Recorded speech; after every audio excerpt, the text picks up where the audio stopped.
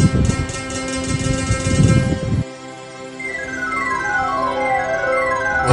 त्र्यम्बकं यजामहे सुगन्धिं पुष्टिवर्धनम् उर्वारुकमिव बन्धनान् मृत्योर्मुक्षीयमामृतात्। ॐ त्र्यम्बकं यजामहे सुगन्धिं पुष्टिवर्धनम् उर्वारुकमिव बन्धनान् मृत्योर्मुक्षीयमामृतात्। ॐ त्र्यम्बकं यजामहे सुगन्धिं पुष्टिवर्धनम् उर्वारुकमिव बन्धनान् मृत्योर्मुक्षीयमामृतात्। मैं आपका अपना दीपक नूर और आज मैं बद्रीनाथ जी के दर्शन करने आया था और ये हिंदुस्तान का आखिरी माना गांव। आज मैं माना गांव की यात्रा पर जा रहा हूं, तो दोस्तों आप मेरे साथ बने रहिए और आपने जब भी बद्रीनाथ में आना हो माना गांव जरूर आना, क्योंकि यहाँ पर वे रहस्य हैं, वो धार्मिक स्थल है जिन्हें देखकर आपका मन खुश हो जाएगा। हर हर महादेव, जय बद्रीनाथ जी की। दोस्तों, चीन की सीमा से लगा हुआ भारत का अंतिम गांव माना अपने आप में एक रहस्य है, अपने आप में एक इतिहास है। कहते हैं कि भगवान शिव की माना गांव पर असीम कृपा है, विशेष आशीर्वाद है और कहते हैं कि माना गांव पाप मुक्त और शाप मुक्त है। पौराणिक मान्यताओं के अनुसार यह भारत का एकमात्र ऐसा गांव है जो चारों धामों में सबसे पवित्र माना जाता है। और दोस्तों, सबसे बड़ी बात तो इस गांव की ये है कि यह गांव महाभारत काल से जुड़ा हुआ है। कहते हैं कि पांडव इसी रास्ते से होकर स्वर्ग के लिए गए थे। ये है हिंदुस्तान का आखिरी माना गांव और मेरे साथ बने रहिए दोस्तों। माना गांव में इतने रहस्य छिपे हुए हैं, इतनी जड़ी बूटियां, न जाने क्या क्या छिपा हुआ है, तो मेरे साथ बने रहिए इस वीडियो में। हर हर महादेव, जय हो बद्री विशाल। मेरे इस वीडियो में आगे बढ़ने से पहले मैं एक चीज आपको और कहना चाहूंगा कि दोस्तों मेरे चैनल को सब्सक्राइब जरूर कीजिए। अगर आपको मेरे वीडियोस अच्छे लगते हो तो ही मेरे चैनल को सब्सक्राइब कीजिए और इस लिंक को शेयर जरूर कीजिएगा, क्योंकि ये जानकारी मैं चाहता हूँ सभी लोगों तक पहुँचे। दोस्तों, हिंदुस्तान का आखिरी गाँव माना, लास्ट विलेज इन इंडिया, रहस्यमय होने के साथ साथ खूबसूरत भी बहुत है। देखिए दोस्तों, यहाँ की खूबसूरती, कितनी खूबसूरत गलियाँ, हर दीवार पर यहाँ आपको कुछ ना कुछ चित्रकारी जरूर मिलेगी। और दोस्तों एक चीज मैं इसके साथ साथ आपको और बताना चाहूँगा कि जड़ी बूटियों के अलावा माना गाँव के लोगों का मुख्य व्यवसाय हाथ से बने हुए कपड़े भी हैं। दोस्तों, यहाँ के जो लोग हैं वो अपने हाथों से कपड़े बनाते हैं और इनको जो यात्री आते हैं उनको बेचते हैं और यही इनकी रोजी रोटी का साधन है। ये देखिए दोस्तों, आपको हर घरों पर यहाँ बहुत ही खूबसूरत चित्रकारी देखने के लिए मिलेगी। ये देखिए कितने रंग बिरंगे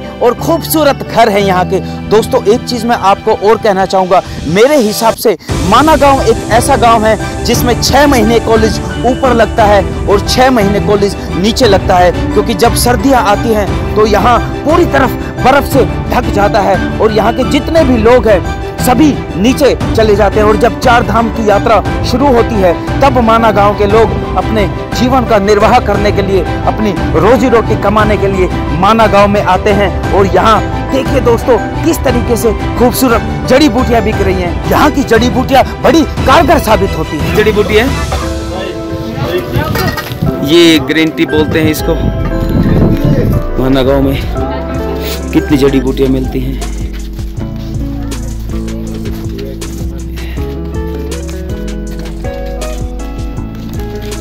ये भोजपत्र है दोस्तों, जो प्राचीन समय में इस्तेमाल किया जाता था और ये यहाँ लक्ष्मी वन में पाया जाता है। जो शतोपंथ की यात्रा करने के उपरांत जब शतोपंथ की यात्रा करते हैं तो बीच में लक्ष्मी वन आता है, वहाँ ये भोजपत्र के पेड़ हैं और वहीं से भोजपत्र आता है।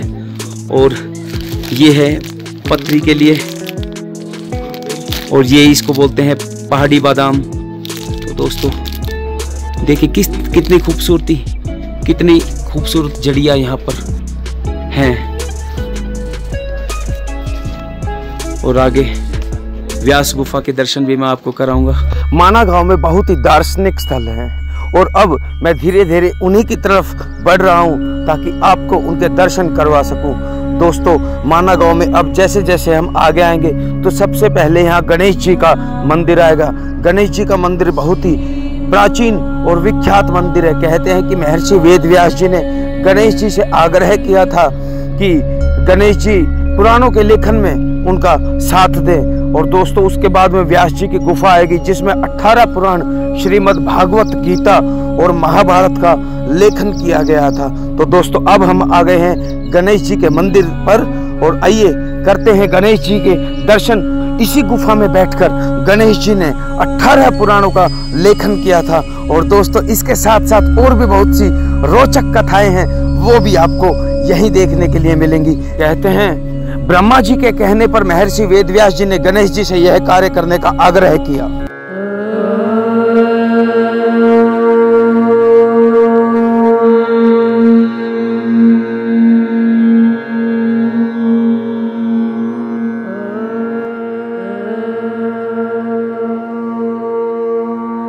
माना गांव में मैं आया हूँ आज गणपति जी के मंदिर में। तो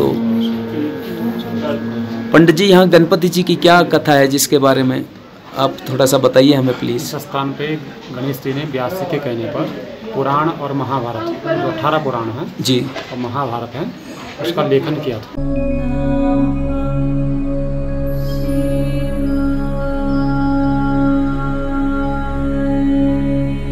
द्वापर के अंत में व्यास जी ने जब पंचम वेद के रूप में इतिहास और पुराण की रचना की थी, तो उनके सामने समस्या हुई कि इन ग्रंथों को याद करने वाला कोई नहीं है। हाँ, इसलिए गणेश जी का स्मरण किया था कि आप मेरे ग्रंथों को लिखिए। तो गणेश जी ने शर्त रखी थी कि मैं लिखूंगा लेकिन रुकूंगा नहीं, क्षण भर के लिए रुका तो चले जाऊँ। तो व्यास जी ने भी शर्त रखी कि ठीक है महाराज, रुकना नहीं, लेकिन जो कुछ मैं बोलूँगा वो आप समझ के लिखना जी। ऐसी दोनों में शर्त हुई थी। व्यास जी बीच में जो है कूट श्लोक बना देते थे। कूट श्लोक का जो है लाखों करोड़ों अर्थ निकलते थे जी। जब तक जो है व्यास जी गणेश जी उसका सही अर्थ निकालते थे, तब तक जो है व्यास जी अपने नित्य कर्म, संध्या बंदन इत्यादि करके जो है फिर से जो है बोलने बैठ जाते थे। ऐसे करके व्यास जी बोलते गए थे और गणेश इस स्थान पर बैठ के पुराण और महाभारत की कथाओं को लिखते गए थे जी। ये स्थान है। तो दोस्तों यही वो स्थान है जहाँ गणपति जी ने महर्षि वेद व्यास जी के कहने पर पुराणों का निर्माण किया था, पुराणों को लिखा था।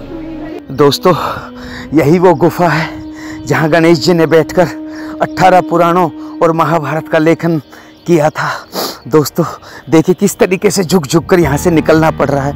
एक चीज़ मैं और आपको बताना चाहूँगा कि जब महर्षि वेदव्यास जी ने गणेश जी से आग्रह किया 18 पुराण लिखने का, तो तब गणेश जी ने कहा था कि मैं ये कार्य करूँगा, ज़रूर करूँगा, लेकिन मेरी लेखनी नहीं रुकनी चाहिए, मेरी कलम नहीं रुकनी चाहिए। तब महर्षि वेदव्यास जी ने गणेश जी से कहा कि आप बिना अर्थ समझे, बिना किसी अर्थ को जाने एक शब्द भी मत लिखना। और तब गणेश जी ने वैसा ही किया। ओंकार जन्म जय जय, ओंकार जन्म जय जय, ओंकार जन्म जय जय। डमा डम डमरू बजन लगी गे, बोला सांगा गोरा नाचन। ये सांस फूलता रही। कोई नहीं, जितना है उतना गाओ। जाटमकु गंगा बगन लगी गे, बोला संगा गोरा नाचन लगी गे।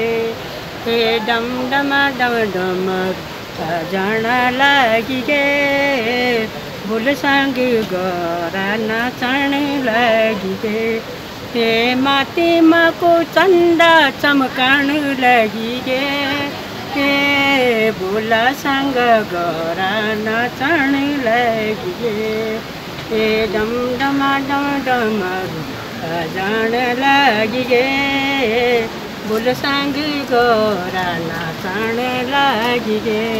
हे गाले मको विषधर लटकन लगी गे, बोल संग गोरा नाचन लगी गे।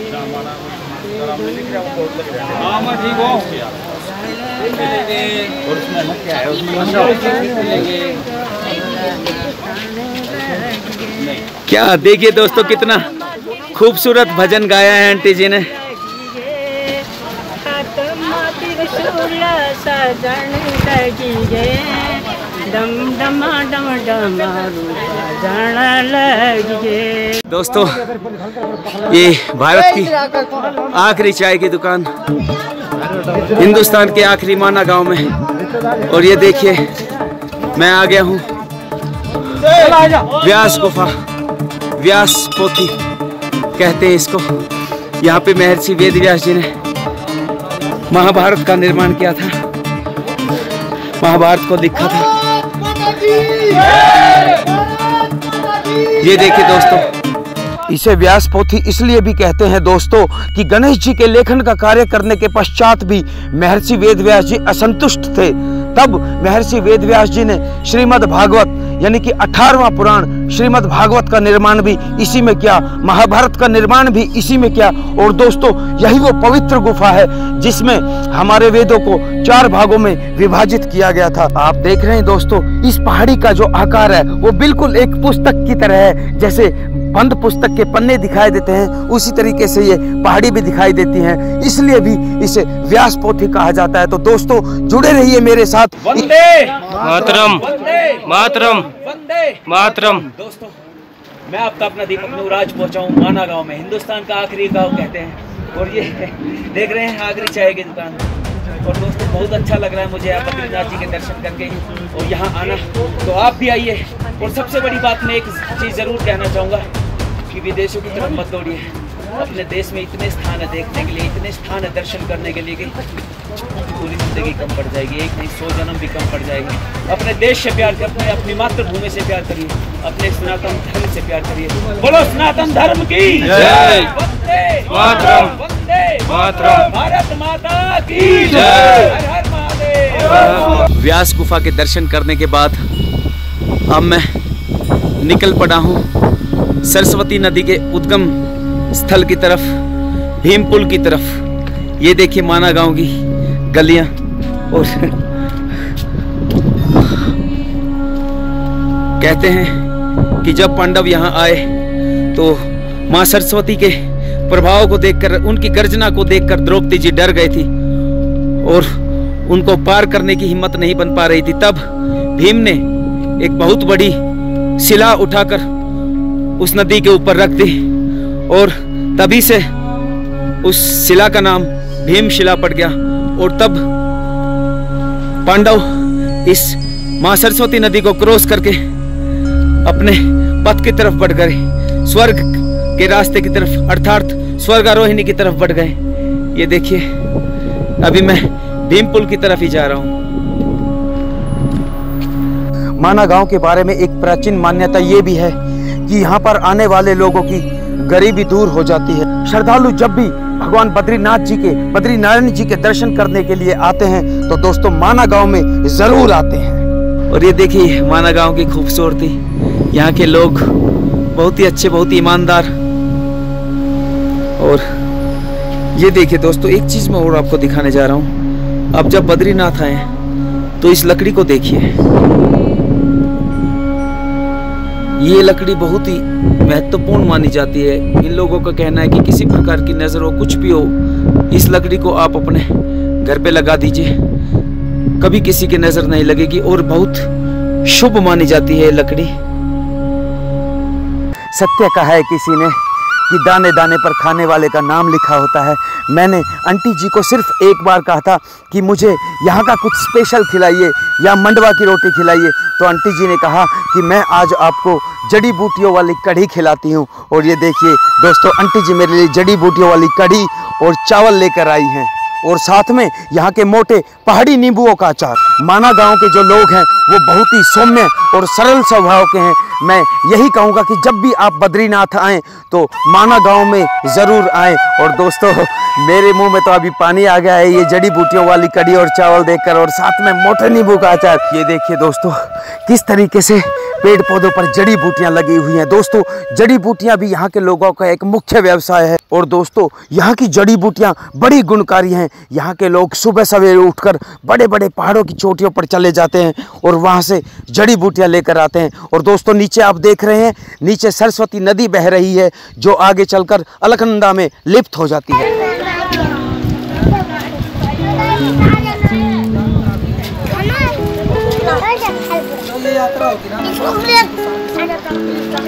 हेलो,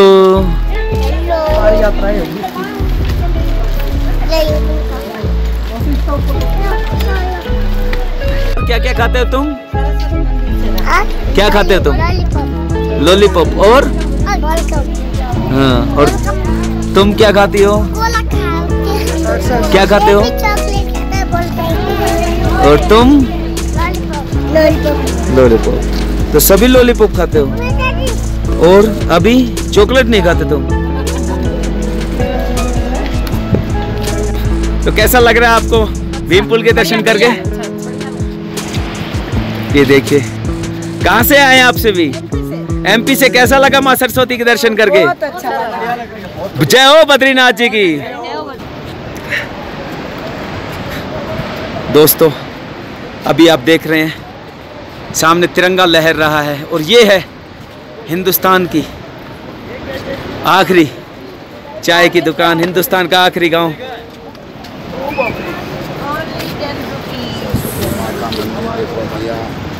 ये देखिए, हाथ से बनाए जा रहे हैं वस्त्र और ये बहुत खूबसूरती है माना गांव की। और सभी आइए और हाथ से बनी हुई चीज़ों को सपोर्ट कीजिए। जय हो बद्रीनाथ जी की। और ये देखिए, हाथ से बना रही हैं अम्मा। तो अम्मा, यहाँ सब हाथ से ही बनाया हुआ मिलता है? ये खुद बनाते हो? ये देखिए,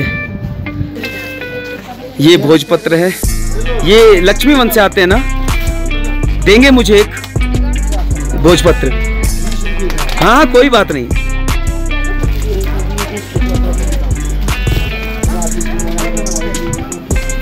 ये भोजपत्र है दोस्तों, और ये लक्ष्मी वन से आता है। जब हम सतोव पंथ की यात्रा करते हैं, प्राचीन काल में भोजपत्र ही होते थे कागज की बजाय।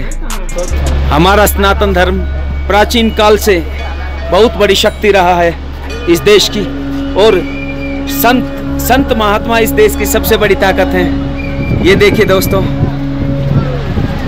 महात्मा बैठे हुए हैं और भगवान का जाप कर रहे हैं। सच्चे संत इस देश की सबसे बड़ी ताकत हैं। दोस्तों, ये है सरस्वती नदी का उद्गम स्थल, और कहते हैं कि यहाँ सरस्वती नदी के तेज बहाव को, उनकी गर्जना को सुनकर द्रौपदी जी घबरा गई थी।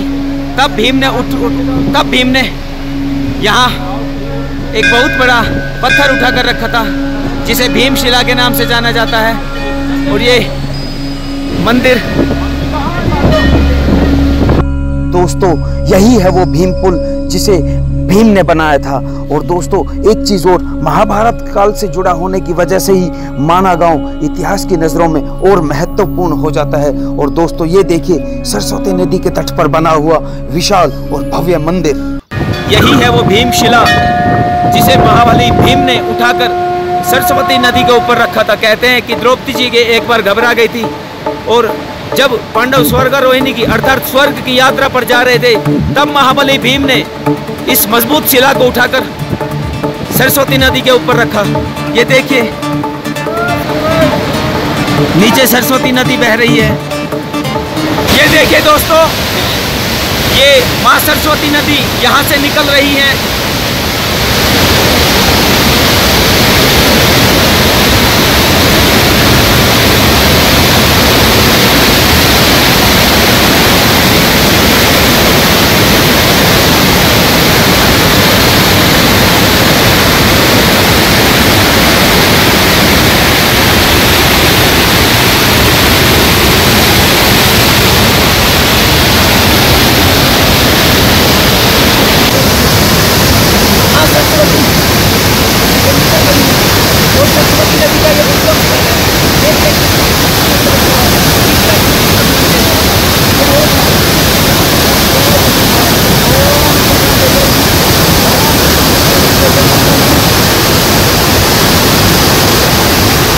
देखिए, सरस्वती नदी का कितना तेज बहाव है।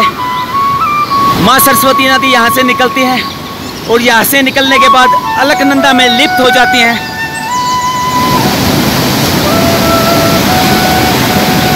सरस्वती नदी यहाँ से लिप्त हो जाती हैं और अलकनंदा में मिल जाती हैं। ये देखिए, सरस्वती नदी और अलकनंदा नदी का मिलन।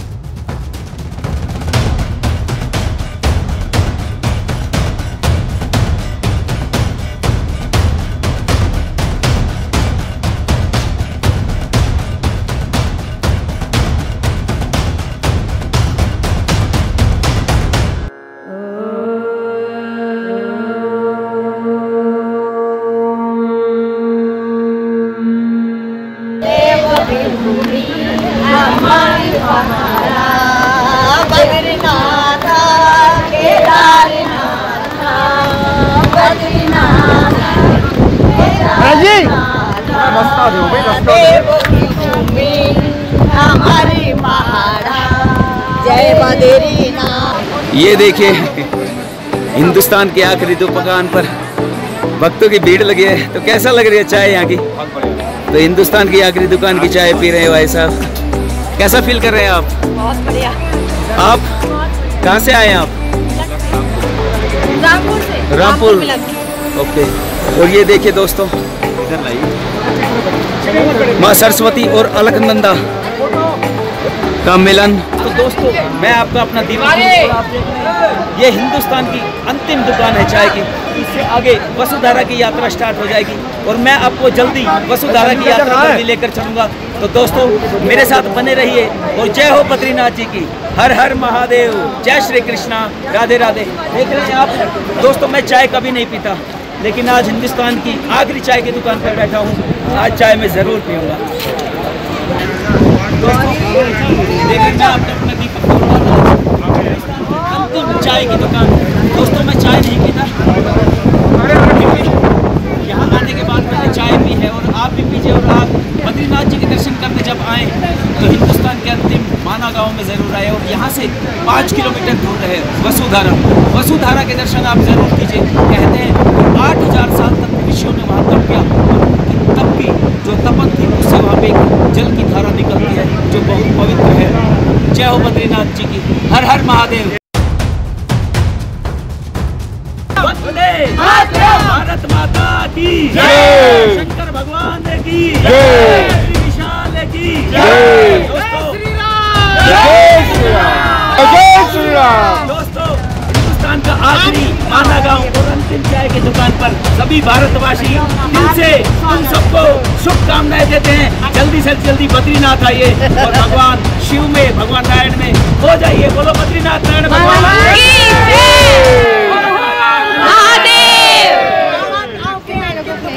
आप सभी दोस्तों भाई बंधुओं का हिंदुस्तान